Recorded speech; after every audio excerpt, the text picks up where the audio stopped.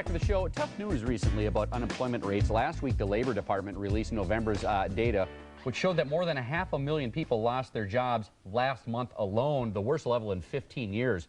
And with so many people now looking for work, how can you improve your chances of landing a job? Employment and recruiting expert Jeremy Berg is back with some timely tips. Good to see you, Jeremy. Good to see you. Happy Tuesday. Yeah, there's a lot of folks out there right now looking for work. That just compounds the problems if you're looking for a job, because the competition, less jobs, more people looking for work. Unemployment rate's very high at the moment. A lot of people looking for positions. Well, the biggest mistake people can make if they're looking for a job is they go about it part-time. It's really a full-time job looking for work. You really have to take it and treat it like a full-time responsibility. You have to take as much time as you were working, like 40 hours a week, looking for a position at the moment. It's not easy. Don't treat it like a part-time position. Definitely look full-time for an opportunity. You say another mistake people make is they expect others to do the work. What do you mean by that? Well, there's a lot of people that'll help you find a position. There's job sites, there's recruiters, there's counselors that'll help you find a position. Don't just rely on those individuals to find a position for you.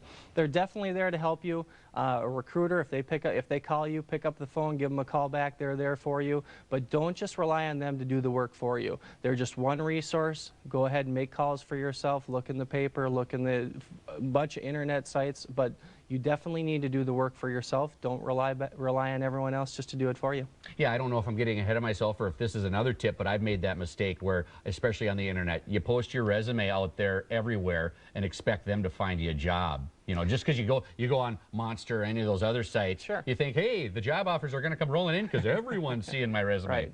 You need to be a little bit more specific. I mean, when you send it out there, you can definitely put it on all those job sites, but don't bombard the job sites with putting out your resume out there. You really need to tailor it to the positions that you're looking for.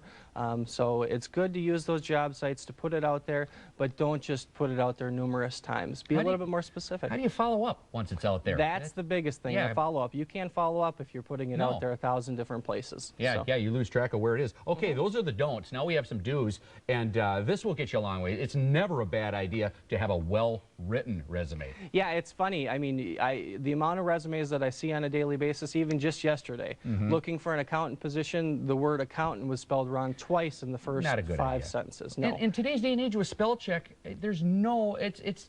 There's no reason that you should have misspelled words on your resume. No. Take the time to have a well-written resume before you send it out so that it's out there perfect when you do send it out to different opportunities and different employers. So take the time up front. Yeah, and tailor your resume for each position. What do you mean by that? Well, it depends on which position that you're applying for, but you want to highlight different things in your resume that will stick out so that you can make yourself look the best for that position to that hiring manager.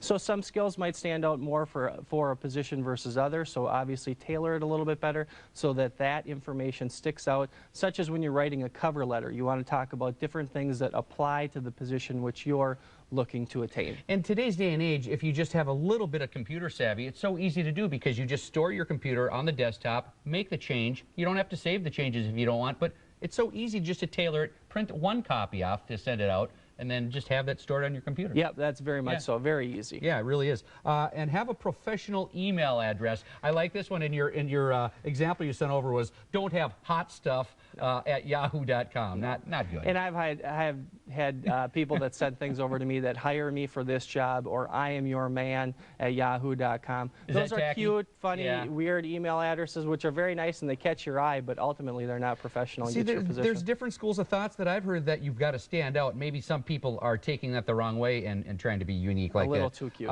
Some interview do's: dress to impress and arrive on time. Those are givens.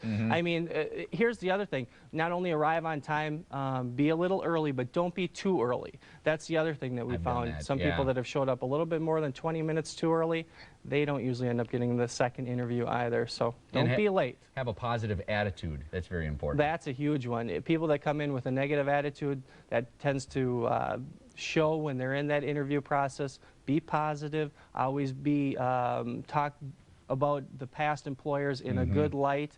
It'll rub off positively for you and obviously help you in the future. I'll add one: be persistent and don't take rejection personally, because I mean, I've got enough Happens rejection all the letters to time. wallpaper the studio. Yeah, Jeremy, nice thank to you see so you. much. Have a great afternoon. You too. Happy holidays. Thank you. For more information on BERG Professional Staffing and any of the tips we talked about, log on to showcaseminnesota.com and click on the Tuesday link.